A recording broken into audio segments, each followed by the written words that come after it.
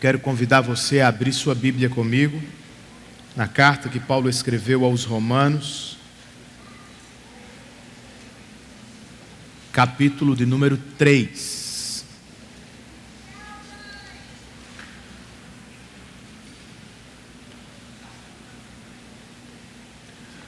Romanos, capítulo de número 3. Nesta manhã nós vamos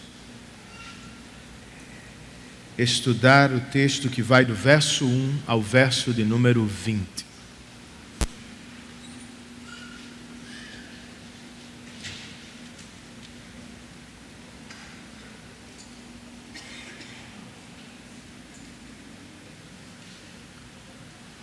Quando tudo parecia sem graça e sem cor, Lúcia descobriu um velho guarda-roupa. Entrando para se esconder de seus irmãos, ela acabou saindo no reino misterioso de Nárnia. E embora tenha ficado imediatamente encantada, ela logo ficou sabendo que em Nárnia é sempre inverno, nunca Natal. Por quê? Porque há um falso senhor ali, que mantém tudo e todos sob o seu engano e sob o seu domínio. Eu gostaria de dizer, gente, que isso é coisa de contos de fadas. Que nós jamais experimentamos coisas assim na vida real. Mas não é verdade, é. Em Nárnia, o falso senhor chama-se feiticeira branca. Em nosso próprio mundo, ele deveria ser conhecido pelo nome de pecado. De acordo com o texto que vamos estudar, todos nós nascemos debaixo dele. E é por isso que precisamos tanto da salvação em Cristo Jesus. Eu quero ler com vocês só o verso 9.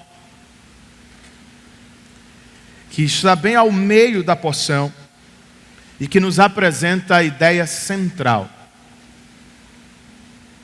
Romanos capítulo 3 e verso 9. O apóstolo, sob a inspiração do Espírito, escreve: que concluiremos então? Estamos em posição de vantagem? Não. Já demonstramos que tanto judeus quanto gentios estão debaixo do pecado. Vamos orar? Espírito Santo de Deus, nós sabemos que é teu ministério nos conceder entendimento. É tua responsabilidade nos levar ao conhecimento da palavra de Deus e também nos conceder poder para que sejamos aptos a responder de modo apropriado.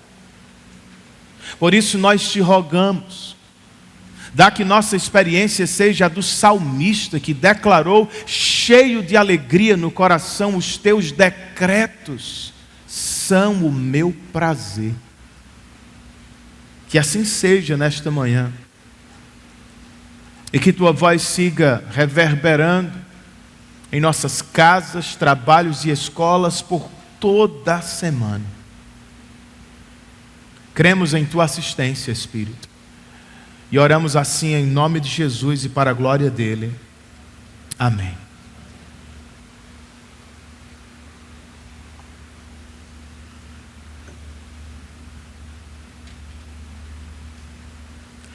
Que concluiremos então? É hora de descer a cortina, irmãos. De terminar o caso. Em sua galeria, o apóstolo já exibiu todos os quadros da humanidade, um por um.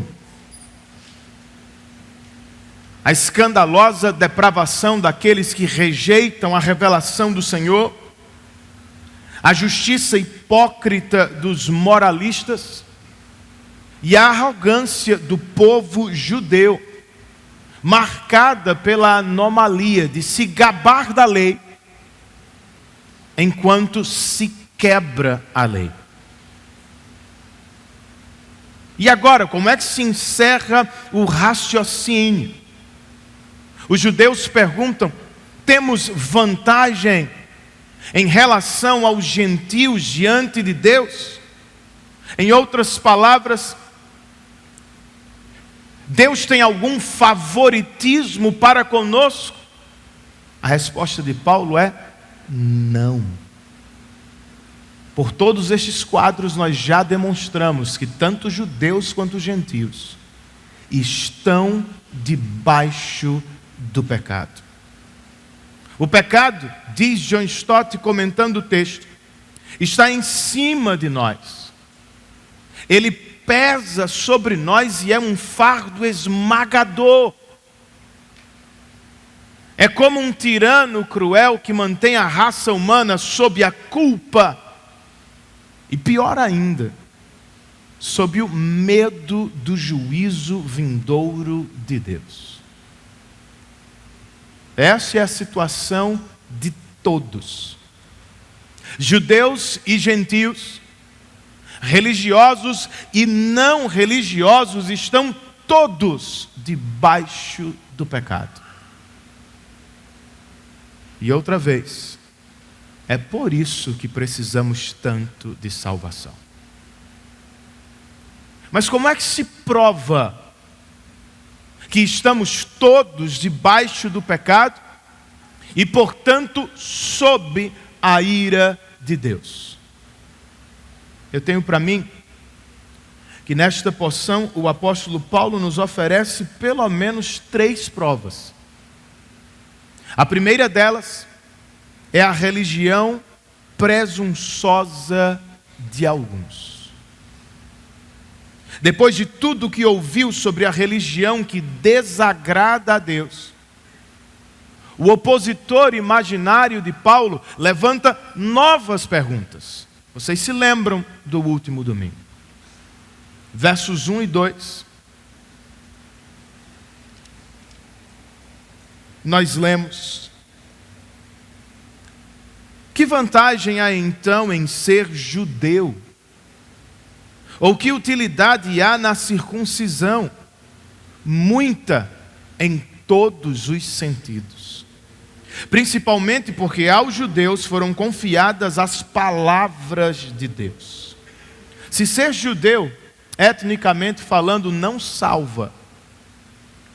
E se ser circuncidado não garante salvação, qual é a vantagem dos judeus em relação aos gentios? A resposta esperada pelos judeus, depois de tudo que Paulo falou, era nenhuma. A resposta, porém, surpreendente do apóstolo é muita vantagem. Principalmente porque a vocês foram confiadas as palavras de Deus. O apóstolo não está falando de favoritismo, irmãos. Está falando de privilégio e responsabilidade. Ser guardião da revelação especial de Deus, coloca um comentarista, é um privilégio imenso. E essa responsabilidade não foi dada a nenhum outro povo. É muita coisa. Uma nova pergunta surge nos versos 3 e 4. O opositor de Paulo pergunta: que importa se alguns deles foram infiéis? A sua infidelidade anulará a fidelidade de Deus? Paulo responde: de maneira nenhuma. Seja Deus verdadeiro e todo homem mentiroso, como está escrito, para que sejam justificados nas tuas palavras e prevaleças quando fores julgado. Paulo, mas E se esse povo privilegiado com a palavra for infiel a Deus? E se este povo abençoado não lhe corresponder à altura? Isso colocará a confiabilidade de Deus em xeque. Deus poderá ser infiel às promessas que Ele mesmo fez. A devolutiva de Paulo é muito mais forte do que nós conseguimos enxergar nas versões em português. A NVI registra apenas de maneira nenhuma. Um especialista na língua original, captando a sua força, prefere o seguinte: nem morto, nem em 1 milhão de anos, Deus jamais poderia romper sua aliança. Por que não? Porque só Deus é verdadeiro, enquanto todos os homens são mentirosos. Os homens quebram suas promessas, os homens são mentirosos. Deus, ao contrário, é sempre verdadeiro no que fala, jamais pode mentir. E é por isso que o apóstolo ainda se vale de uma citação de Davi, que vem daquele salmo de contrição e confissão de pecados. Abrindo o coração diante do Senhor, confessando os seus pecados diante de Deus, arrependido por eles e sabendo que Deus é sempre verdadeiro e que, portanto, sempre vence quando julga, Davi clama por misericórdia. Era a única esperança do salmista. É a única esperança da humanidade diante de um justo e verdadeiro juiz. As últimas perguntas e respostas da diatribe de Paulo surgem entre os versos 5 e 8.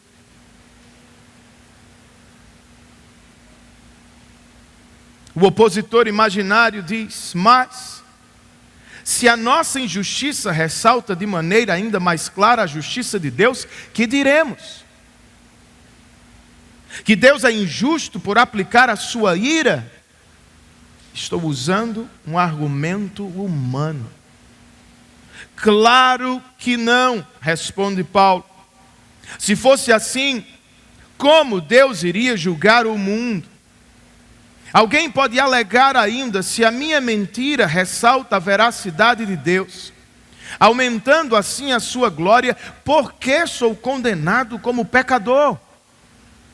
Por que não dizer como alguns caluniosamente afirmam que dizemos? Façamos o mal para que nos venha o bem. A condenação dos tais é merecida. Eu juntei as últimas perguntas porque elas têm algo em comum: presunção espiritual. Se a nossa injustiça torna a justiça de Deus ainda mais clara, e se a nossa mentira exalta a glória da verdade de Deus, por que se preocupar com a ira dele?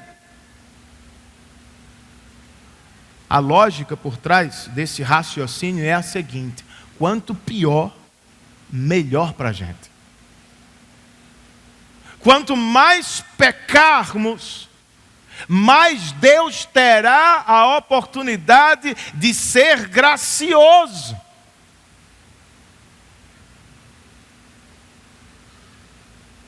Paulo responde: primeiro, tenham cuidado. O julgamento de Deus é perfeito. Segundo, para aqueles que desconsideram a lei do Senhor, que não se preocupam com a justiça dele ou sua santidade, Paulo nem sequer responde, apenas declara: a condenação de tais pessoas é esperada e merecida. O que você acha disso? Você está mais com Paulo, que entende que a piedade é o meio de se adorar e glorificar a Deus? Ou você está mais com o opositor de Paulo, que prega a libertinagem e o abuso da graça do Senhor? Entendamos algo, queridos. O opositor de Paulo é um presunçoso. Ele acha que está fazendo um favor a Deus, vivendo em pecado. Como é que o Senhor vai se revelar gracioso? Ele desconsidera a santidade do Senhor,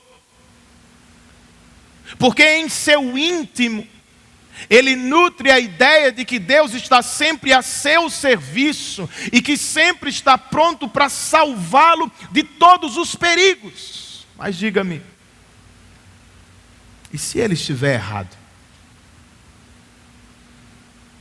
E se nós estivermos errados? E se o Senhor nos entregar as consequências dos nossos pecados?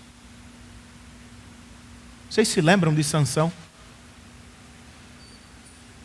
O autor sagrado nos conta que, estando cercado pelos filisteus, Sansão acordou do sono e pensou: sairei como antes e me livrarei.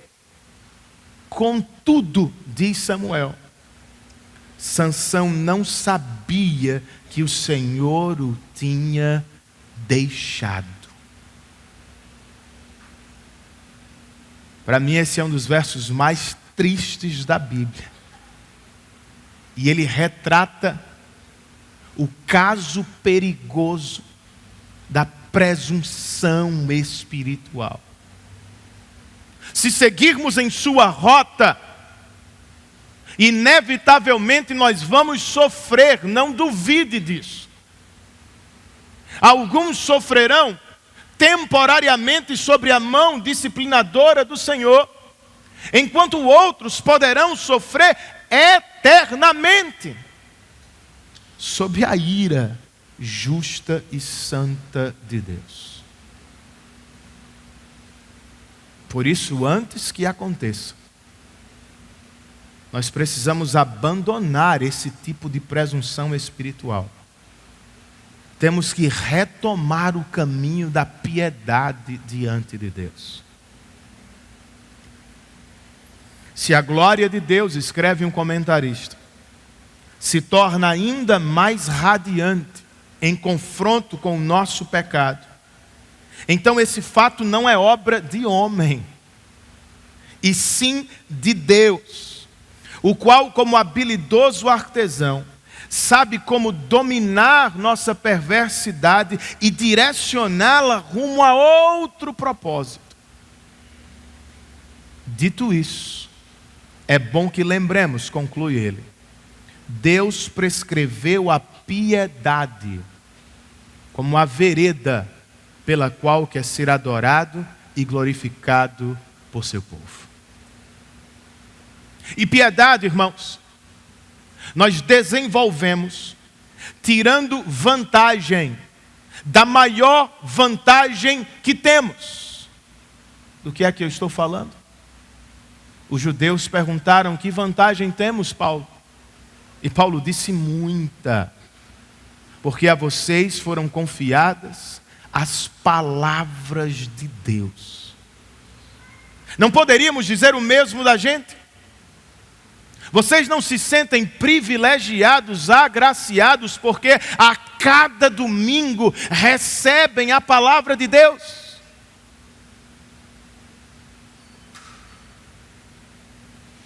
O reformador João Calvino comenta Olha que coisa. Se ao Senhor aprouver agraciar uma igreja com a dádiva de sua palavra, tal deve ser considerada uma incomensurável bênção. Você vê a questão assim também? Então tire vantagem da vantagem que Deus lhe deu. Não presuma, meu irmão, que sempre estará em uma igreja que valoriza a palavra. Você sabe do que eu estou falando. Não são poucas as igrejas que desprezam a palavra. E você não sabe onde vai morar no próximo ano, nem sabe como essa igreja será no futuro. Oxalá que Deus nos preserve. Mas por hoje, tire vantagem da grande vantagem que temos. Valorize os mestres da palavra. Aproxime-se da exposição bíblica, nutrindo em seu coração santas expectativas. Deleite-se em cada encontro dominical com Deus na palavra. Porque nós não sabemos em que situação estaremos no futuro.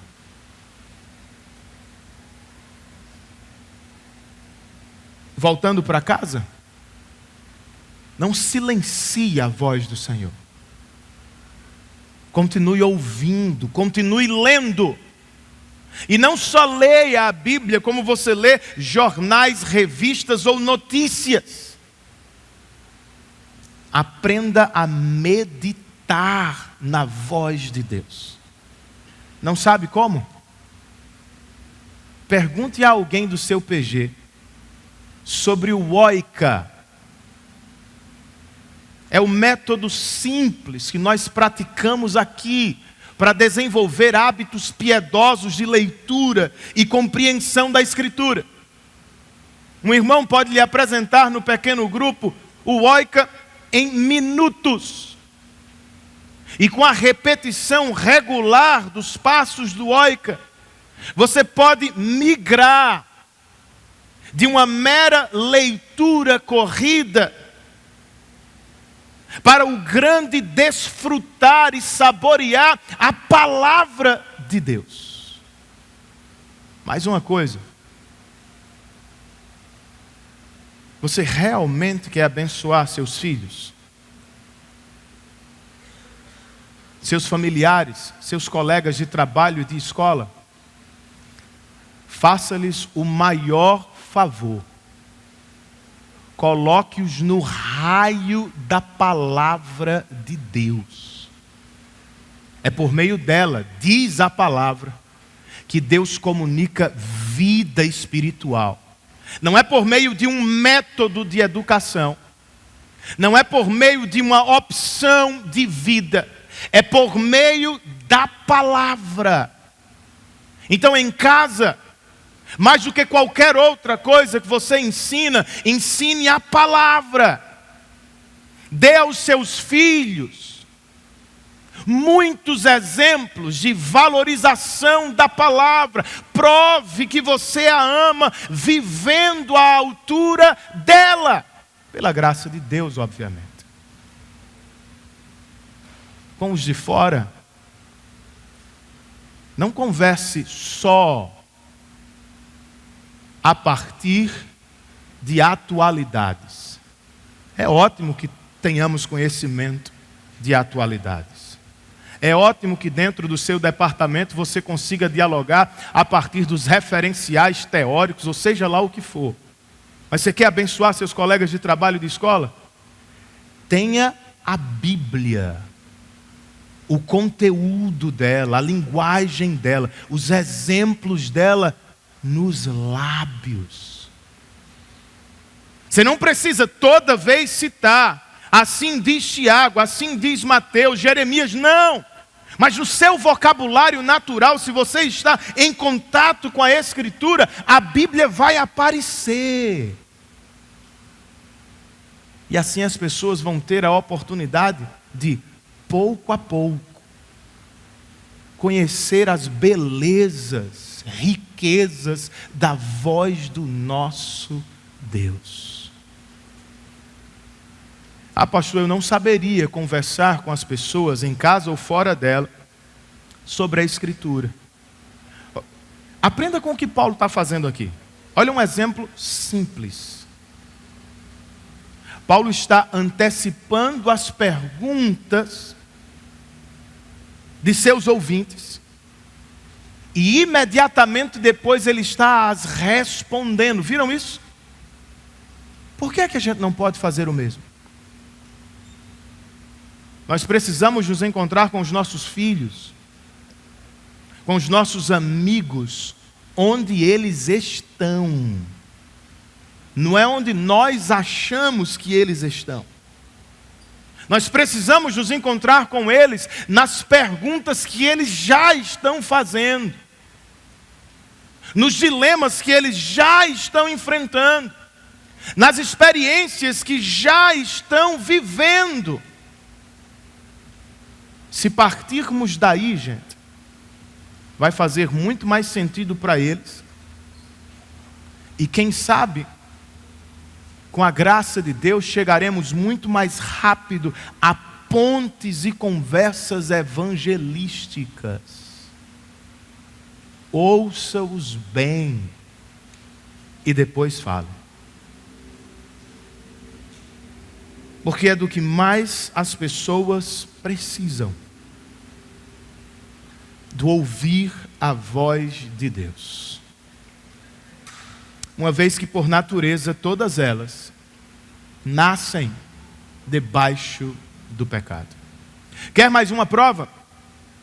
Para além da presunção religiosa de alguns, o apóstolo também nos apresenta aqui a vida desgraçada da humanidade.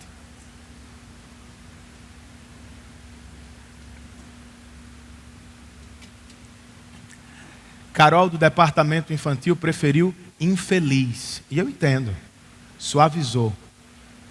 Mas a palavra que aparece no texto é desgraça mesmo. Verso 10 ao verso 18. Como está escrito, não há nenhum justo, nenhum sequer. Não há ninguém que entenda, ninguém que busque a Deus. Todos se desviaram, todos tornaram-se juntamente inúteis. Não há ninguém que faça o bem. Suas gargantas são um túmulo aberto, com suas línguas enganam. Veneno de serpentes está em seus lábios, suas bocas estão cheias de maldição e amargura. Seus pés são ágeis para derramar sangue. Ruína e desgraça marcam os seus caminhos e não conhecem o caminho da paz. Aos seus olhos é inútil temer a Deus. O que acabamos de ler é uma espécie de corrente bíblica. Para que ninguém pense que Paulo está falando de sua própria experiência. Ele emprega agora citações de Eclesiastes, Salmos e Isaías, para provar a mesma coisa, que todos nascem debaixo do pecado. E deste quadro lúgubre, 3 ensinamentos se destacam. O primeiro deles, essa corrente nos ensina sobre a essência do pecado. O que é pecado? Ao início das citações de Paulo, nós lemos: não há ninguém que busque a Deus. Ao final dela, aos olhos da humanidade, é inútil temer a Deus. O apóstolo não está nos dizendo que essa é a consequência dos nossos pecados. Antes, ele está nos dizendo que essa é a essência dos nossos pecados. Não buscar Deus por Deus. Não temer a Deus porque Ele é Deus. Isso é a essência da nossa rebeldia. Segundo o ensinamento desta corrente bíblica, trata da natureza destruidora do pecado. Entre os versos 13 e 17, Paulo menciona as várias partes do corpo humano. Nossas gargantas são um túmulo aberto, nossas bocas estão cheias de maldição, nossos lábios destilam veneno, nossas línguas enganam, nossos pés buscam a violência e nossos olhos não conhecem o caminho da paz. É uma ilustração para aqueles que estiveram na última aula dos novos membros da doutrina reformada da depravação total. Nós não estamos dizendo que os pecadores são tão maus quanto podem ser.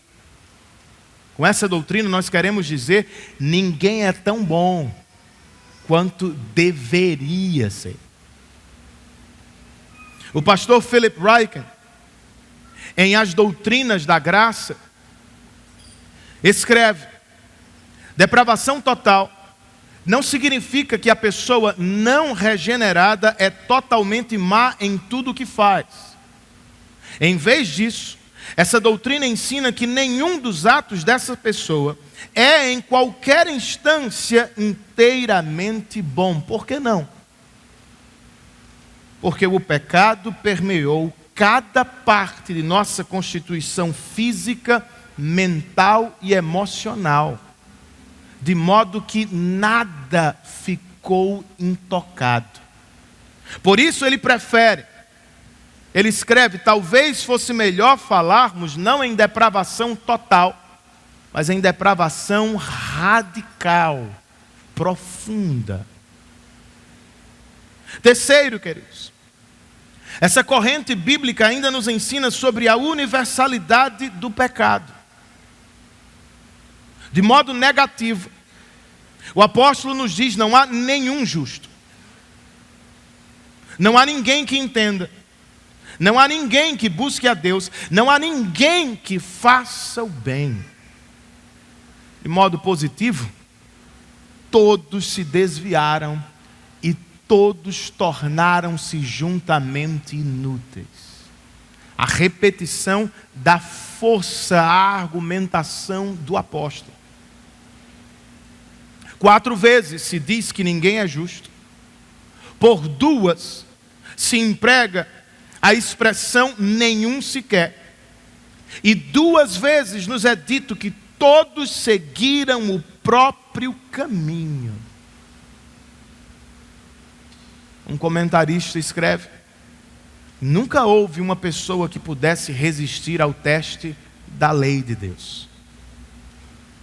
Use o seu prumo e você verá que sempre lhe está faltando alguma coisa. Será, irmãos? Somos assim mesmo, tão radicalmente depravados? Vamos tomar algumas das afirmações de Paulo para nos avaliarmos brevemente. Primeiro, o que dizemos de não há ninguém que busque a Deus? Todos nós temos familiares e amigos que, embora não frequentando cultos evangélicos, dizem estar buscando a Deus ao seu modo.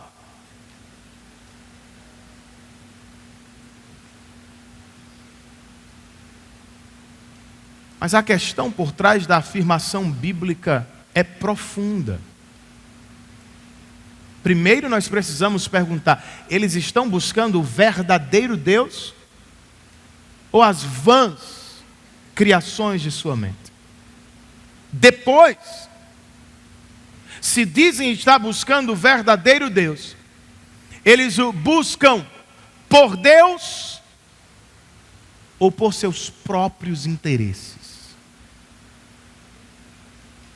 Porque nascemos debaixo do pecado. Sem a ajuda de Deus, nós não conseguimos buscá-lo como fim supremo. Nós sempre fazemos dele um meio para aquilo que realmente estamos buscando. Felicidade, paz, preenchimento. De acordo com a Bíblia, isso é pecado. John Stott escreve: a reclamação de Deus é que, na verdade, nós nunca o buscamos visando a sua glória. Não buscamos a Deus porque o amamos de todo o nosso ser. Sproul comenta: em nossa condição decaída, nós sempre queremos os benefícios que só Deus pode dar, mas a Deus mesmo nós nunca queremos. Segundo, como interpretamos a declaração: não há ninguém que faça o bem? Gente, todos nós conhecemos pessoas generosas, caridosas. Elas não são crentes, mas vivem para cuidar e servir aqueles que mais precisam. Mas sabe qual é a questão? A questão, segundo a Escritura, é essa: nossas obras não são avaliadas meramente por forma. Elas são avaliadas também por motivação. Algumas pessoas até conseguem se conformar externamente à lei de Deus, mas do lado de dentro, será que elas fazem o bem por amor a Deus somente? Certo jardineiro, por amor ao seu rei, resolveu presenteá-lo com a maior cenoura da colheita do ano. E antes que pudesse sair do palácio, o rei lhe chamou e disse: porque você me amou, eu vou lhe dar mais terra para que você possa plantar mais. O nobre ficou sabendo e pensou: o que o rei não me dará se eu lhe levar um dos meus melhores cavalos? E quando chegou lá, o que ele ouviu do rei foi: você não vai ganhar nada. Porque na verdade você não veio aqui me presentear. Você veio aqui se presentear. Percebem? O bem que Deus aceita é livre de interesse. É aquele que não espera receber nada em troca, nem sensações, nem alívios de consciência. O bem que Deus aceita é aquele feito por amor a Ele somente, e como consequência, amor ao próximo, não amor a si mesmo. E as pessoas funcionam assim, né? Outro dia eu não dei conta de não ouvir. Estava sentado na poltrona da frente, em uma viagem, duas pessoas conversando atrás de mim sobre boas obras. E uma falava para a outra: olha como é maravilhoso frequentar tal centro. Eu sirvo ali durante 2 horas por semana e eu volto para casa feliz da vida, me sentindo uma pessoa super boa. O bem foi feito para quem? Terceiro, irmãos, o que dizemos das declarações bíblicas que afirmam que usamos as partes do corpo para amaldiçoar e fazer guerra? Você sabe disso. O que dizemos com a boca revela muito do nosso coração. Foi o Senhor Jesus quem o disse. Por que é que vivemos em guerra, irmãos? Contra o cônjuge, contra os irmãos, contra os amigos de trabalho. Nós fazemos guerra contra seja lá quem for, porque se está bloqueando o caminho da nossa verdadeira adoração. Por alguma razão nós cremos que o descanso que o conforto, que as promoções, que as conquistas nos levarão à máxima experiência de realização e alegria. É por isso que, metaforicamente falando, nós vivemos para derramar o sangue uns dos outros. Porque não conhecemos a paz, nós vivemos em guerra. Eu acho que os exemplos bastam para provar que de fato nós somos radicalmente tocados pelo pecado. A grande questão é como resolvemos.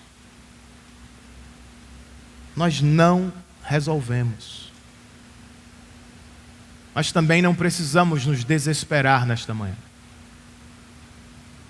A boa notícia que Paulo tem ensinado aos romanos não é: busquem a Deus e vocês o encontrarão.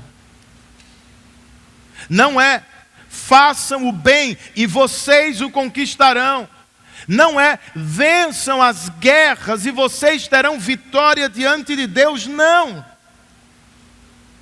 Por mais surpreendente que seja, a boa notícia pregada em Romanos é: por pura graça, Deus elege e busca pecadores para salvá-los.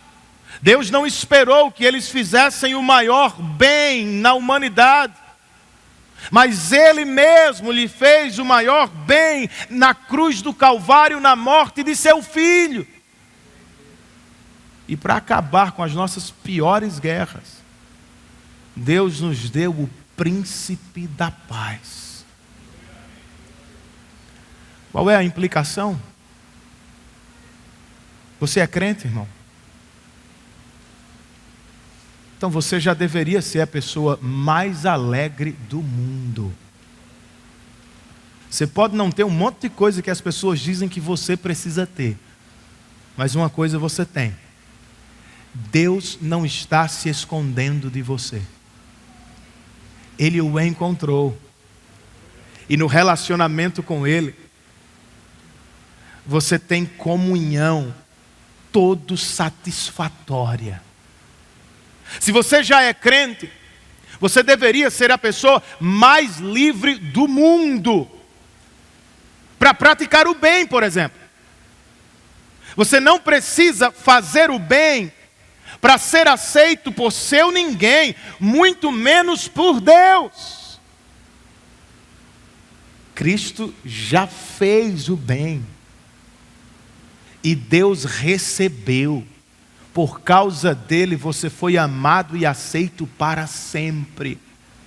Não há mais ansiedade: será que ele vai me aceitar ou não vai me aceitar?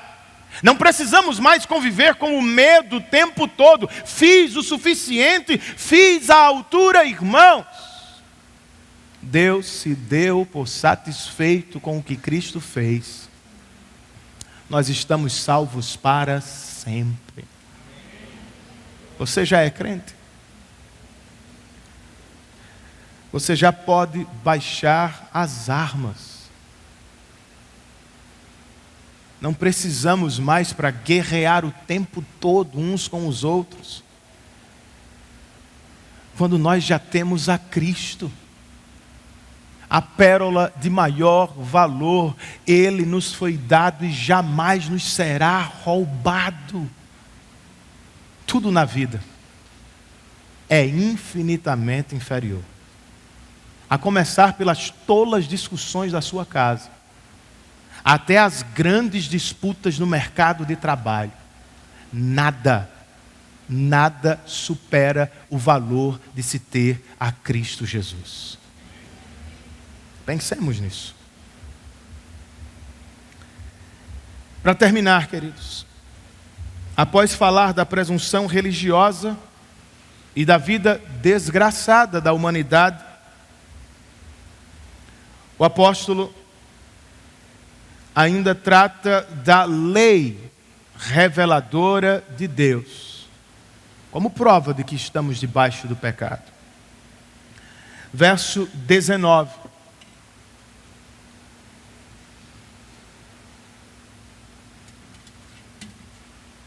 Sabemos que tudo o que a lei diz, o diz àqueles que estão debaixo dela, para que toda boca se cale e todo mundo esteja sob o juízo de Deus. O que liga as partes da argumentação do apóstolo é a expressão debaixo de. Primeiro, ele nos disse que judeus e gentios estão debaixo do pecado, e agora ele nos diz que os mesmos grupos estão debaixo da lei, ou de sua condenação. Os gentios, que rejeitaram a revelação geral de Deus, e os judeus, que não dão conta de cumprir a revelação especial do Senhor. Todos estão debaixo da lei. Com que propósito? Para que toda boca se cale e todo mundo esteja sob o juízo do Senhor. As palavras de um comentarista, isso aqui invoca a figura do réu,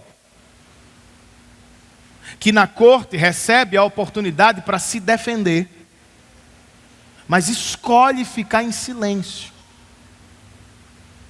Tamanho é o peso das provas levantadas contra ele. Todos nós fomos pesados na balança de Deus, e todos nós fomos achados em falta. Portanto, verso 20: ninguém será declarado justo diante dele baseando-se na obediência à lei. Pois é mediante a lei que nos tornamos plenamente conscientes do pecado. Gentios e principalmente judeus, não se enganem. Paulo está dizendo em outras palavras: vocês não vão conquistar a salvação diante de Deus por obediência à lei. Porque a lei não nos foi dada para apagar pecados. A lei nos foi dada para revelá-los mais do que nunca. A lei não nos foi dada a fim de que, por nossa própria força, pudéssemos conquistar a salvação. A lei nos foi dada, diz Paulo, para que tomássemos consciência da necessidade que temos por salvação. Era isso que os reformadores chamavam de o uso pedagógico da lei. Ao nos colocar sob a convicção do pecado e ao criar em nós este senso de necessidade espiritual, a lei, como um professor, como um tutor, nos leva, nos guia a Cristo. Martinho Lutero comentou o seguinte: o principal motivo da lei é fazer que os homens sejam não melhores, mas piores. Quer dizer, ela lhes mostra o seu pecado, para que a partir desse conhecimento, eles possam ser humilhados, aterrorizados, esmagados e quebrantados. E dessa forma, sejam levados a sair em busca da graça e chegar assim à semente abençoada, Jesus Cristo, o Salvador bendito. Você entende isso? Para desfrutar da boa notícia do Evangelho, primeiro nós precisamos tomar ciência da má notícia da lei. E a notícia é: nós nascemos debaixo do senhorio do pecado e, consequentemente, estamos todos, sem intervenção de Deus, fadados ao juízo eterno dele. Mas, pastor, não seria melhor falar de coisas positivas nesta manhã? Quem sabe falar de autoestima? Ou colocar a culpa no governo? Colocar a culpa nos políticos? Colocar a culpa na criação dos nossos pais? Eu queria sair daqui me sentindo bem. Não seria melhor? O que você acha? Eu acho que não é do que precisamos.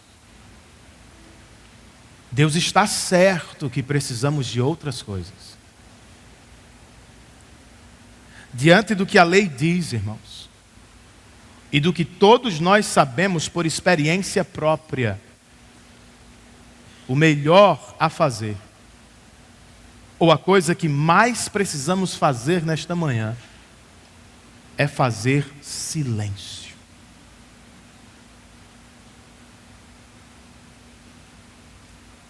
Porque nós estamos todos debaixo da lei, para que toda boca se cale diante de Deus. Isso é uma condição espiritual, que revela que somos salvos, ou que estamos no caminho da salvação. Porque,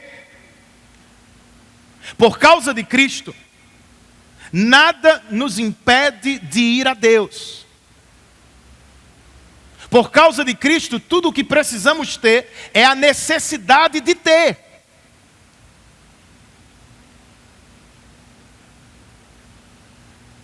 Só que nem sempre nós conseguimos ficar calados. Nem sempre nós conseguimos nos separar das nossas virtudes, das nossas boas obras. Nós queremos ofertar o que fizemos, nós queremos falar do que temos feito, estamos o tempo todo querendo nos justificar pelos pecados que cometemos. Mas entenda, nós não precisamos mais falar. Nós podemos, e sinceramente, nós devemos nos calar. Por um lado, por causa da lei, irmãos. Todos nós deveríamos saber, somos pecadores. E, portanto, incapazes de conquistar a Deus. Por outro, nós sabemos que por causa do que Cristo fez na cruz do Calvário, nós fomos aceitos e abençoados por Deus para sempre. Você não precisa ficar falando diante de Deus o tempo todo, nem eu me defendendo. Deus enviou o seu Filho para fazer o que jamais seríamos capazes de fazer sozinhos. Ele morreu na cruz do Calvário no nosso lugar, para que pudéssemos ser salvos da ira vindoura de Deus. Ele se entregou como sacrifício vicário por nós. E este foi o preço, não sua obra, mas a morte de Cristo foi o preço da nossa redenção, entende? Nenhum de nós precisa bater no peito. Nós todos temos que nos calar.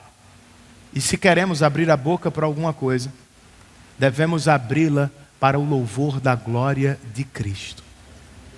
Ele é tudo o que temos diante de Deus. Depois disso, se queremos abrir a boca a mais, nós precisamos fazê-lo para anunciar esta boa nova às pessoas com quem vivemos, porque elas não estão tão seguras como pensam estar. As virtudes que elas exibem e nas quais se agarram, a religião que praticam, as boas obras que performam, nada disso será suficiente diante do tribunal do Senhor, gente. Porque todos os seus atos e motivações estão manchados pelo pecado, uma vez que elas estão debaixo do senhorio dele.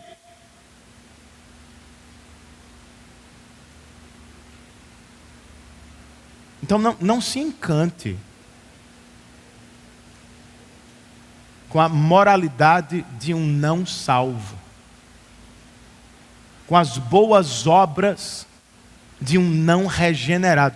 Não ache que isso é tudo. Eu talvez pratique muito menos, mas se estou em Cristo, estou seguro e salvo. E alguém talvez que viva para praticar muito mais, está perdidamente condenado ao juízo de Deus. Então, não fique observando. Olha como esse meu amigo pratica isso, fala aquilo. Olha, ele nem crente é, mas parece. A gente não diz essas coisas. Sem Cristo, estas pessoas estão perdidas eternamente. Que Deus te encha de ousadia nesta semana. E que você abra a boca no trabalho, na faculdade e na sua casa. Para falar da melhor notícia do mundo. Não são as pessoas, não é o governo, não é a viagem, não é a Copa do Brasil. É Cristo Jesus. Todos nós precisamos dele desesperadamente. E quem sabe você que nos visita nesta manhã, você tem enfrentado um duro e longo inverno, como Nárnia. E mais do que qualquer pessoa, da sua casa, do seu trabalho, você sabe que vive sob o senhorio do pecado. Você colhe os resultados disso. Relacionamentos manchados, negócios quebrados, pessoas, você sabe disso. E você sabe que vive sob a culpa. De vez em quando ela aparece. E de vez em quando, pior do que ela, o medo do juízo. A ansiedade quanto à eternidade. O que é que vai ser da minha vida se de fato Deus existe e Ele for um justo juiz? Esse é o quadro. Quer encontrar um caminho melhor? Lúcia encontrou um guarda-roupa que deu num reino encantado. Eu e vocês podemos ser encontrados e salvos por Jesus nesta manhã. Foi Ele quem disse: eu sou a porta, e quem entra por mim será salvo. Sabe do que você precisa para entrar nesta porta? De coragem, dada por Deus, para aceitar o diagnóstico do juiz. Para se perceber e confessar: eu sou mesmo um pecador. Eu nasci debaixo do pecado. E se nada acontecer, eu morrerei nesse estado. Uma vez reconhecendo esse diagnóstico, se o Espírito Santo operar no seu coração, entre pela porta que é Cristo. Abandone a justiça própria e agarre-se à justiça dele. E você estará seguro não só hoje, mas por toda a eternidade. Curve a sua cabeça comigo. Feche os seus olhos e faça a sua oração em resposta àquilo que você ouviu nesta manhã.